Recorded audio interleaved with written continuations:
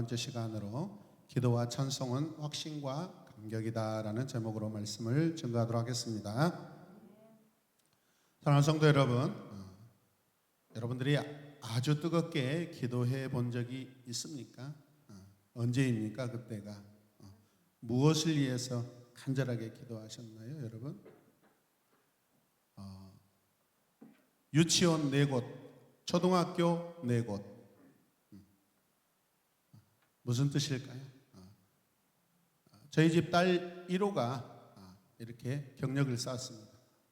유치원 6곳, 초등학교 1곳, 딸 2호의 경력입니다.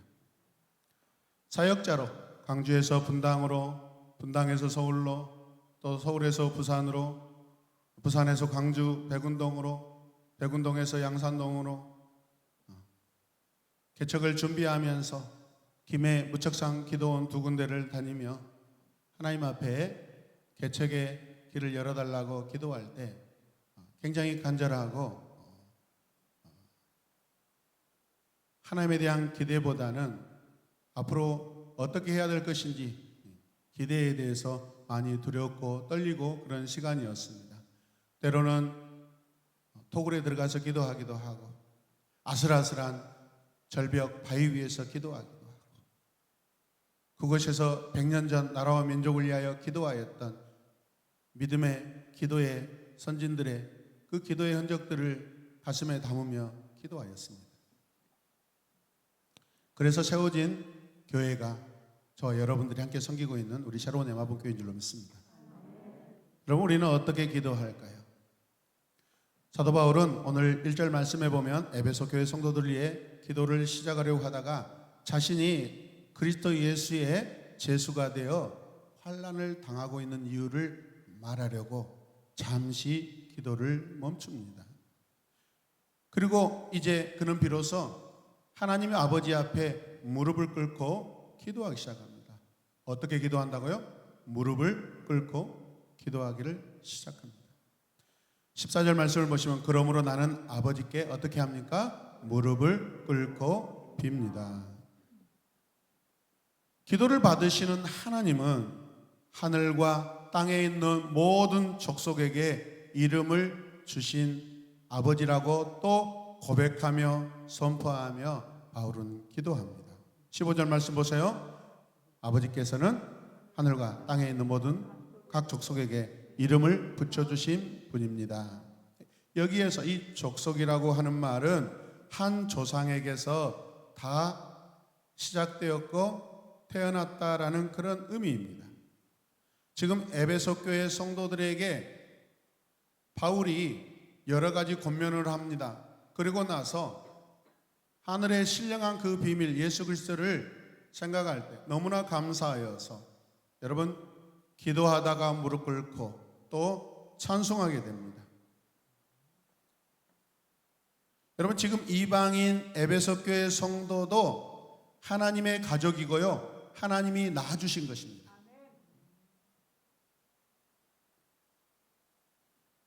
여러분 15절 말씀을 보셔요.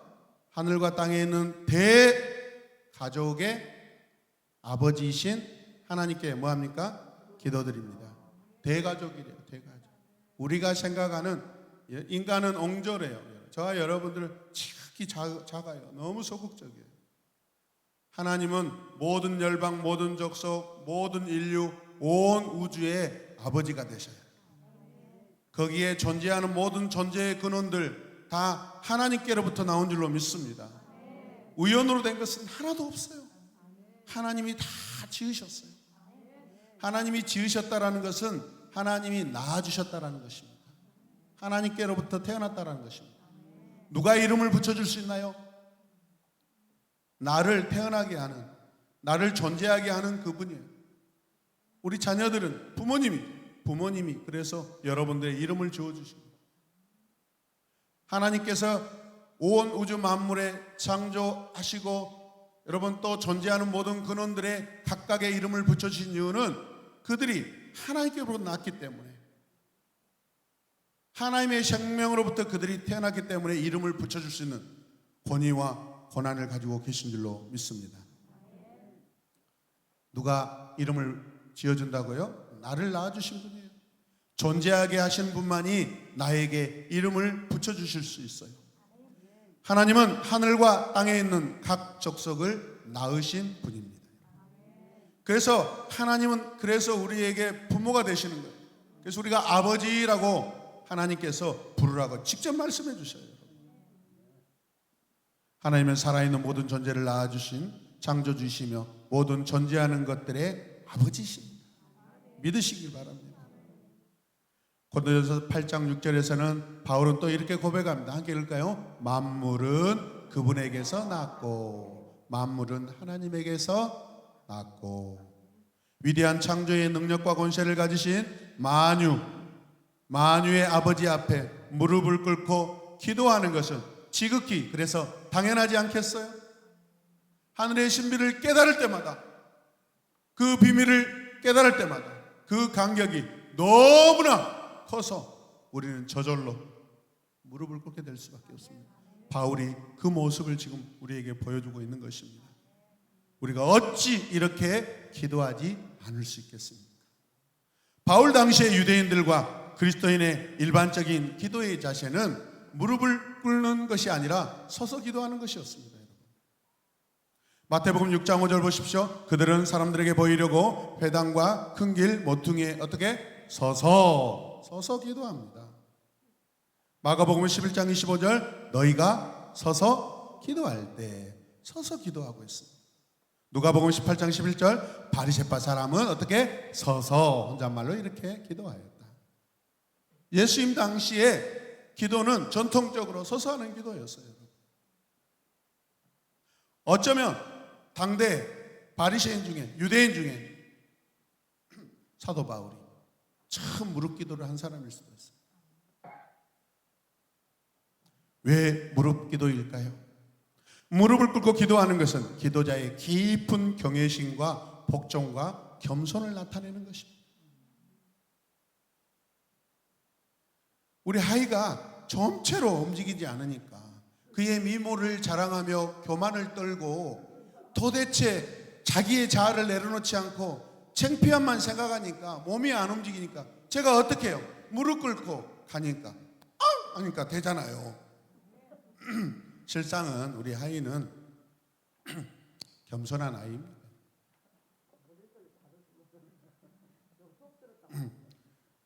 어쨌든 우리 집에 한 달만 맡겨주면 팔짝팔짝 뛸 줄로 믿습니다.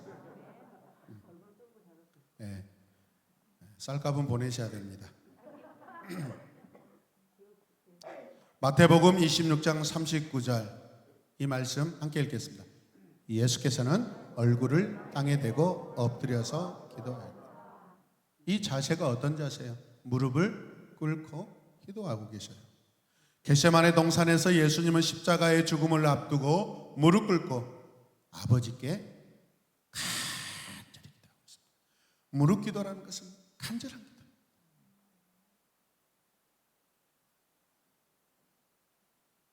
사도행전 7장 60절 함께 읽을까요? 그리고 무릎을 꿇고서 큰 소리로 주님 이 죄를 저 사람들에게 돌리지 마십시오. 누구예요? 스데반입니다. 스데반은 돌에 맞아 죽어가면서 무릎을 꿇고 마지막 기도를 하나님 아버지께 올려드리고 있습니다.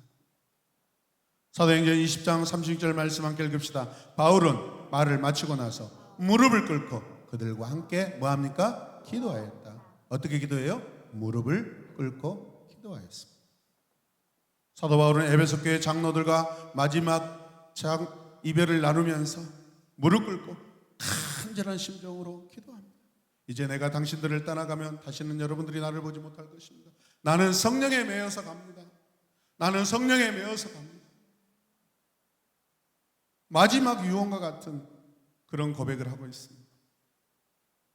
바울이 무릎 꿇고 기도하는 것은 굉장히 여러분 말씀을 보셨지만 습관입니다. 습관. 굉장히 좋은 영적 습관입니다. 저도 마음이 답답할 때는 그냥 무릎을 꿇습니다. 무릎을 꿇어. 저도 무릎을 꿇어요. 무릎 꿇는 게 굉장히 자연스럽습니다. 누가 무릎 꿇는다고 여러분 뭐라 할까요? 여러분 누가 무릎 꿇는다고 뭐라 할까요? 목사가 무릎 꿇는 것이 자연스럽지 않으면 누가 무릎을 꿇겠습니까? 가슴이 답답하고 인생이 팍팍하고 앞날이 두려울 때 여러분 무릎 꿇고 기도하시기 바랍니다.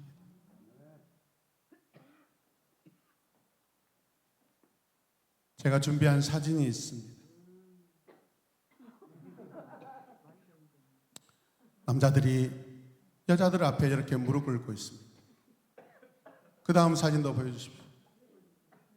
계단 앞에다가 여자친구를 앉혀놓고 무릎 꿇고 있습니다. 남자의 무릎은 이런 데 사용하는 것이 아닙니다, 여러분. 어머니들 딸 앞에 무릎 꿇는 장면 너무 좋아하지 마세요. 남자의 무릎은 하나님께 기도할 때 쓰는 것입니다. 다음 사진을 보시기 바랍니다. 무릎 연골 상할까봐 걱정이십니까? 저도 성령께서 인도하셨는지 어제부터 자꾸 왼쪽 무릎 골반 쪽이 삐끗 막 해요. 이게 무슨 일이지? 나같이 건강한 사람이. 이 무릎에 대한 설교를 하는데 하나님께서 그런 마음을 주신가? 여러분, 성도는요 무릎을 아끼지 않습니다. 연골 아플까봐 걱정해서. 우리 전도사님은 제가 알죠. 그 무릎이 아프고 연골이 닳아져서 아플 때 교회 오는 그 시간들도 너무 고통스럽고 힘들었는데 지금 많이 건강해지셔서 감사합니다. 박수하겠습니다.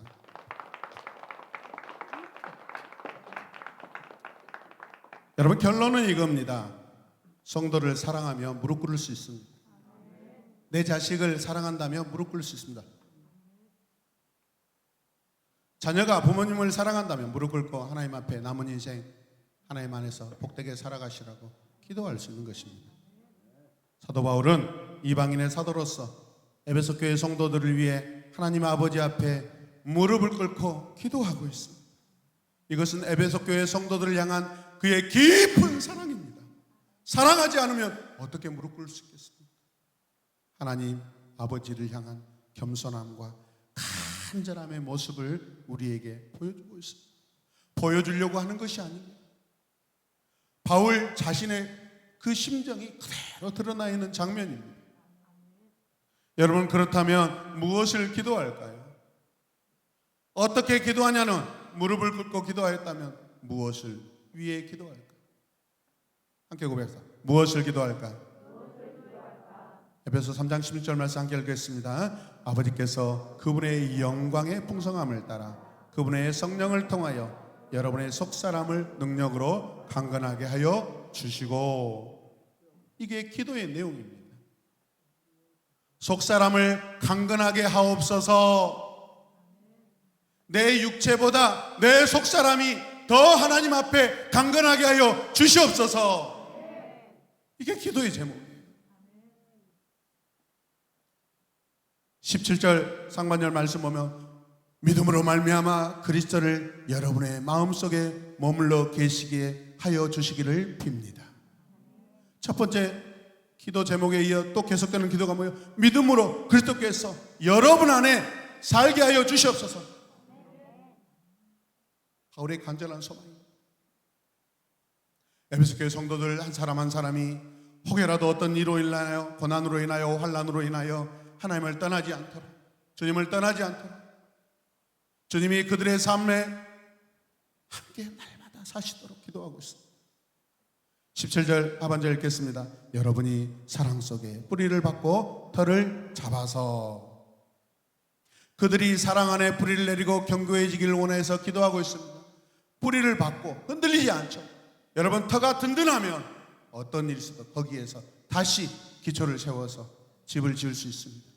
그 집은 하나님이 거하시는 집이고 주님이 거하시는 집입니다. 할렐루야. 지금 무슨 말씀이에요? 하나님이 저들 가운데 함께 사시도록 집터를 만들자 이 말이에요. 기둥을 박자 이 말이에요. 믿음의 기둥, 은혜의 기둥, 십자가의 기둥, 흔들리지 않는 은혜의 기둥을 세우자라는 거 아니겠습니까? 18절 말씀 큰 목소리 읽겠습니다. 모든 성도와 함께 여러분이 그리스도의 사랑의 넓이와 길이와 높이와 깊이를 어떠한지를 깨달을 수 있게 하소서. 깨달게 해주시옵소서. 그리스도의 사랑을 깨달아 하나님으로 충만하게 하여 주시옵소서. 그리스도를 깨닫는 것이 복인 줄로 믿습니다. 하나님의 아들 예수 그리스도, 그분이 누군지를 알아야 됩니다. 많이 깨달으면 많은 은혜가 우리에게 임할 줄로 믿습니다. 19절 말씀 함께 읽을까요? 지식을 초월하는 그리스도의 사랑을 알게 되기를 빕니다. 뭘 초월해요? 지식을 초월해요. 성도들이 지식에 매이면 그 말씀이 머리에만 있어요. 머리에. 판단하고 정죄하고 분별하지 못하고 머리에서 가슴까지의 불과 30cm 정도밖에 길이밖에 되지 않는데, 어떤 성도는 머리로 하는 지식의 믿음이 가슴으로 내려오기까지 50년, 60년, 평생을 걸린 성도들이 있어요.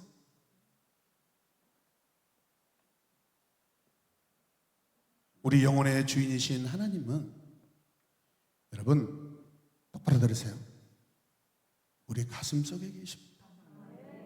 가슴 속에.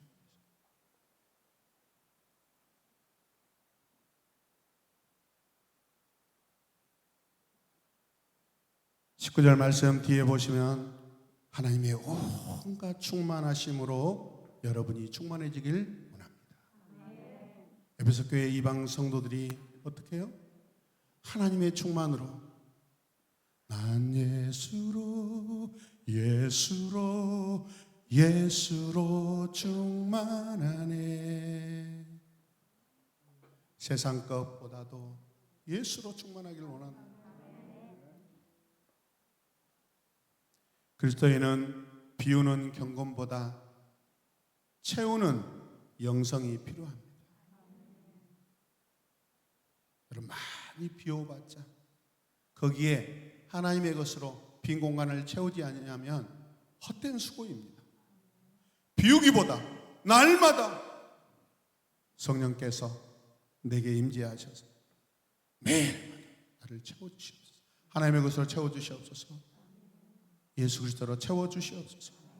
채우는 은혜가 있길 바랍니다. 충만한 성도의 삶에 하나님의 의를 채우는 것입니다. 오늘 사도는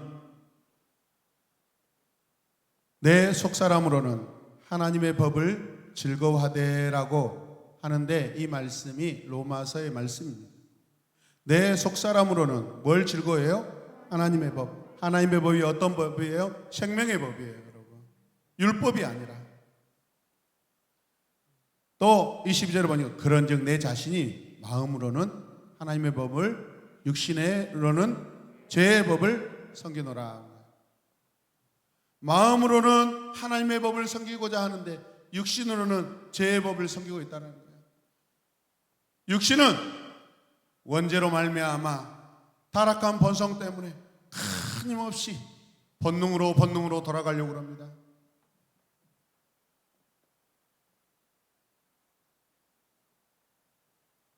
육신은 계속 사망에 이르고 있죠. 그러나 우리의 심령은 날마다 새롭게 될 줄로 믿습니다. 할렐루야. 바울 사도는 마음을 사람으로 의인화시키고 있습니다. 사람은 마음 먹은 대로 행동하기 때문에 움직이는 사람으로 표현하는 것입니다. 바울은 우리의 겉사람은 낡아지지만 속사람은 날마다 새로워진대요. 겉사람과 속사람을 비교하고 있습니다. 왜 사도는 그리스도께서 그들의 마음속에 거하시게 해달라고 간구하고 있을까요? 바울 사도가 간구하는 것은 회심할 때 일어나는 그리스도의 내주가 아니라 믿는 자와 함께 하시는 그리스도의 지속적인, 예수 그리스도로 하나님의 자녀가 되고 나서 남은 삶에, 그들의 삶에 하나님의 것으로, 그리스도의 것으로, 성령으로 계속 채워가는 그 삶을 간구하고 있는 것입니다. 이미 에베소 교회 성도들은 그리스도인, 크리스찬이 되어 있습니다. 바라는 것이 무엇이겠습니까? 지금 다가오는, 오늘도 지금 당하는 그 죽음의 환난, 그 고난 가운데서도 하나님의 것으로 채워서 스데반처럼 저들을 불쌍히 여겨달라고 기도하는 그러한 성도가 살아가는 것입니다. 지속적으로 우리가 살아야 합니다. 구원은 완성이 아닙니다, 여러분. 구원은 하나님 편에서는 완성이지만 우리 자신, 여러분의 구원이 완성됐다고 어떻게 말할 수 있나요? 우리는 죽어봐야 합니다. 우리가 숨이 멈추는 그 순간까지 우리는 날마다 거룩함을 입고 살아가야 됩니다. 우리의 구원은요, 인간의 구원은 사람의 관점에서 봤을 때는 아름답게 계속해서 하나님께서 에덴 동산을 아담에게 맡겨주실 때 뭐였어요? 가꾸어 가는 거예요. 하나님이 가꾸어 놓은 그 동산을 계속해서 가꾸어 나가야 돼요. 우리의 구원이 완성됐다고 한다면 여러분 이 자리에 나올 필요가 없어요. 예배 한 달만 쉬어보십시오. 2달만 쉬어보십시오. 6개월 그냥 자연인으로 더 악한 세상 사람들로 여러분이 돌아갑니다. 왜?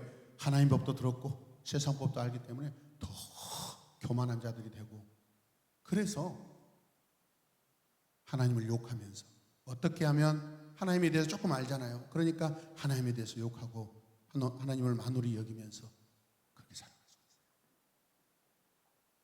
우리의 삶은 매일마다 바울처럼 무릎 꿇고 여러분 기도하는 그런 삶이 되어야 될 줄로 믿습니다. 임시로 사는 것을 말하지 않고 한 곳에 정착하여 영구적으로 사는 것, 그게 하나님과 동행입니다. 영원히 사는 것입니다. 하나님과 오래오래 거주하시길 바랍니다. 손님은 잠시 잠깐 머물러 갑니다. 그러나 가족은 계속해서 함께 사는 거예요. 하나님은 우리 아버지십니다. 하나님 내 가족이셔요. 우리 집의 가장이셔요. 가족은요, 같이 갑시다. 가족은 읽으셔요. 시작. 네. 이해되셔요? 네. 그 다음에 또 읽어. 아멘. 집 나갈 생각하지 마시고 하나님의 집에서 먹고 마시고 즐거워하시길 바랍니다. 여러분이 뭐 안 해도 하나님이 가지고 계신 유산은요, 온 이 세상의 모든 것들이죠. 하나님의 능력만을 믿는 자들이 날마다 속사람이 강건하게 변화여져서 하나님을 본받는 삶을 살게 될 줄로 믿습니다. 사도 바울의 영광의 기도가 있었다면, 겸손한 기도가 있었다면 영광의 찬양이 있습니다. 바울은 에베소 교회 성도들을 위해 간절하게 기도합니다. 그리고 간구한 다음에 감동적인 영광성으로 자신의 기도를 마무리합니다. 20절 말씀 함께 읽겠습니다. 찬양으로 읽겠습니다. 우리 가운데 일하시는 능력을 따라 우리가 구하거나 생각하는 것 이상으로 더욱 넘치게 줄 수 있는 분에게. 아멘. 이 영광의 찬송은 하나님께서 친히 이루어 주실 것을 확신하며 하나님을 찬송하고 있습니다. 사도 바울이 말하는 이 하나님의 무한한 능력은 이미 우리 가운데, 그들 가운데, 에베소 성도들 가운데 역사하고 있는 능력, 디나미스, 다이너마이트와 같은 어마어마한 헤아릴 수 없는, 계산할 수 없는 능력입니다. 그것은 하나님께서 죽은 자 가운데서 그리스도를 일으켜 하늘 보좌에 앉히시고 또한 우리를 일으켜 그리스도와 함께 하늘에 앉히신 바로 그 능력입니다. 이 세상에서 어떤 힘이, 어떤 자가 죽은 자를 살릴 수 있겠습니까? 세계 모든 종교의 시조라고 하는 그 종교의 시작점의 인물들, 그 사람들의 특징들은 다 무덤을 가지고 있습니다. 그래서 그들의 무덤을 다 기념하고 있습니다. 우리 기독교의 시작되시는 예수 그리스도, 그분은 무덤이 없습니다. 왜죠? 죽지 아니하셨습니다. 살아나셨습니다. 부활하셨습니다. 무덤이 없는 것입니다. 그 생명의 종교입니다. 할렐루야. 우리가 구하는 것이나 생각하는 것이나 훨씬 더 풍성히 행하시는 주님이십니다. 이런 주님을 하나님이 보내셨습니다. 이런 하나님을 아는 것이 얼마나 놀라운 일입니까? 이런 하나님을 어찌 우리가 찬양하지 않을 수 있겠습니까?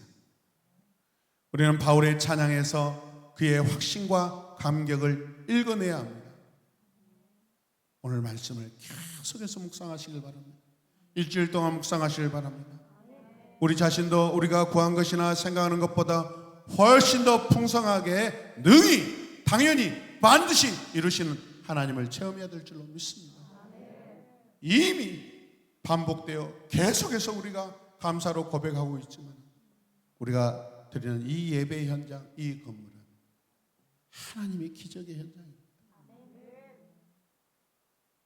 우리의 힘과 능력, 우리의 지식으로, 우리의 인맥으로 우리는 할 수 없는 것들이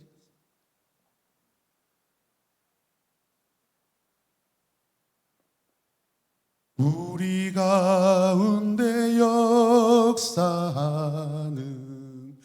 능력대로 우리들의 강구함을 넘치도록 능히 하실 주님께 모든 영광과 존귀 찬양과 경배를 돌릴지어다.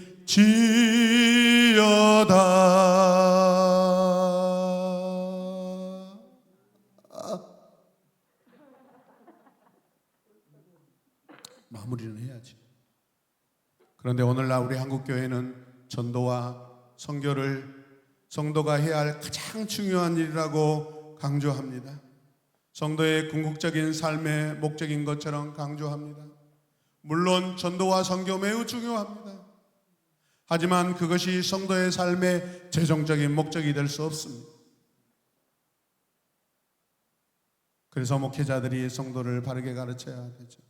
교회 직분자들이 성도들을 바르게 인도해야 됩니다.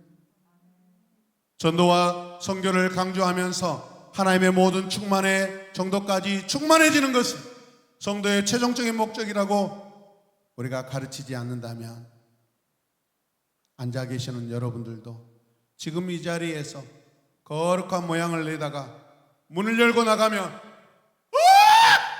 귀신의 소리를 지르고 환장 펄쩍펄쩍 뛰면서 미친 사람들처럼 날뛰고 그럴 것입니다.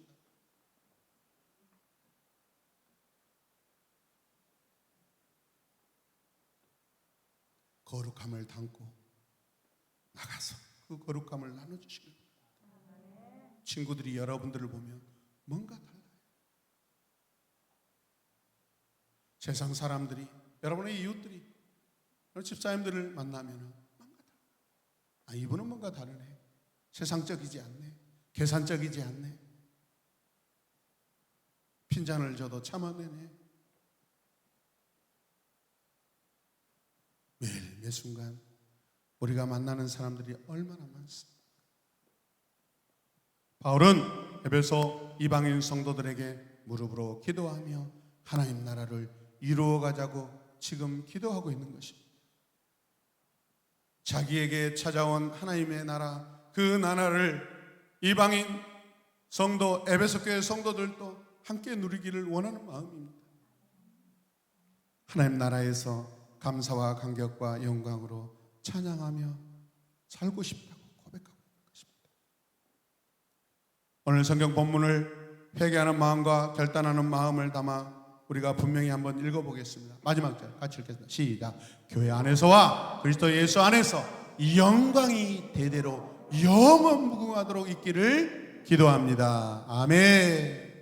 한번 더 읽을까요? 교회 안에서와 그리스도 예수 안에서 영광이 대대로 영원 무궁하기를 빕니다. 아멘. 오늘날 그리스도인들 중에는 하나님의 충만의 정도까지 충만해져야 한다는 그 거룩한 삶의 목적을 망각한 채 사는 성도들이 너무나 많습니다.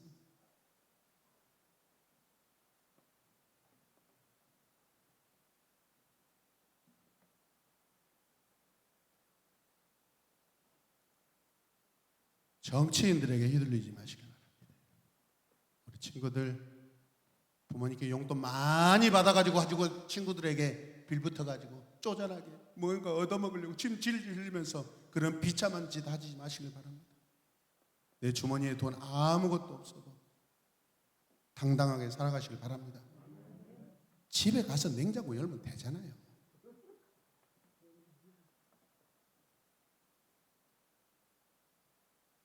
집에 냉장고에 아이스크림도 없고 투게더도 없고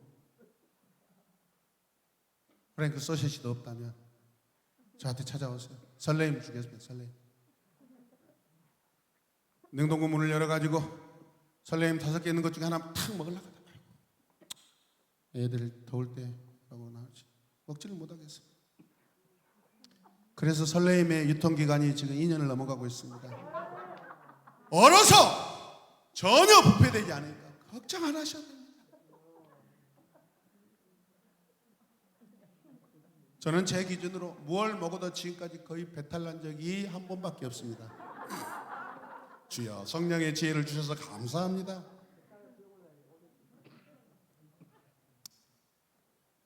그것은 공동체가 서로 안아야 될 아픔이었고 그때 나만 안 아프면 어떻겠어요. 배탈이 잘 나지 않습니다. 무엇이든지 잘 먹습니다. 저보다 더 잘 드시는 분은 우리 장로님이십니다. 그냥 건강하시고 좋잖아요. 할렐루야. 장로님이 계시는데 맨날 아파가지고 하나님 우리 교회 장로님 건강을 회복시켜 주시옵소서 살려주시옵소서 맨날 기도하면 얼마나 마음이 아프겠어요. 선인숙 권사님 건강하셔서 교회에 짐도 안 되시고 걱정도 안 되시고 교회를 충실하게 평생을 이렇게 잘 섬겨주셔서 얼마나 감사해요. 우리 장로님께 감사의 박수 한번 하겠습니다. 여러분들에게도 박수하겠습니다. 지금 저와 여러분의 상태는 어때요? 사도 바울의 강구에 비추어 볼 때 우리 자신의 영적 상태를 점검 한번 해봅시다. 입술에 영광의 찬양을 담고 있습니까? 내 삶으로 하나님을 노래하고 있습니까? 기도할 때 형식적으로 기도하고 손 드는 것도 귀찮아서 힘들어하고 있지 않습니까? 내 마음의 태도는 하나님께. 할렐루야. 할렐루야. 주여.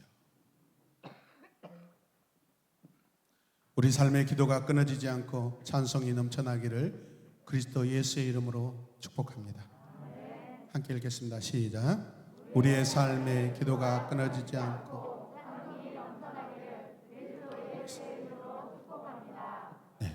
축복하십시오. 축복하십시오. 내 삶으로 그리스도의 은혜를 누리고 나타내겠습니다. 할렐루야. 우리 함께 기도하겠습니다. 이 시간 기도할 때 그렇습니다. 주님, 나의 기도와 찬송은 내게 주신 믿음의 확신과 예수 그리스도께서 내게 오신 내 삶의 감동과 감격입니다. 매일마다 십자가를 노래하게 하여 주시옵소서. 매일마다 주님이 이 땅에 오셔서 우리를 위하여 사신 그 삶을 찬미하게 하여 주시옵소서. 내게 맡겨진 연약한 영혼들, 이웃들을 위하여 오늘도 바울처럼 무릎을 꿇고 하나님께 전심으로 기도하게 하여 주시옵소서. 우리 함께 기도하겠습니다. 주님, 아버지, 아버지, 주님,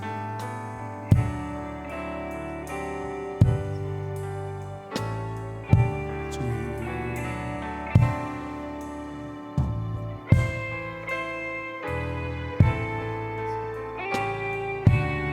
우리의 삶이 분주하고 바쁘고 위급할 때라도 내가 먼저 주님 앞에 무릎 꿇고 기도하는 것이 먼저이게 하여 주시옵소서. 어느 때나 어느 곳에서나 내 입술과 내 호흡으로 기도하고 찬송하고 경배하게 하여 주시옵소서.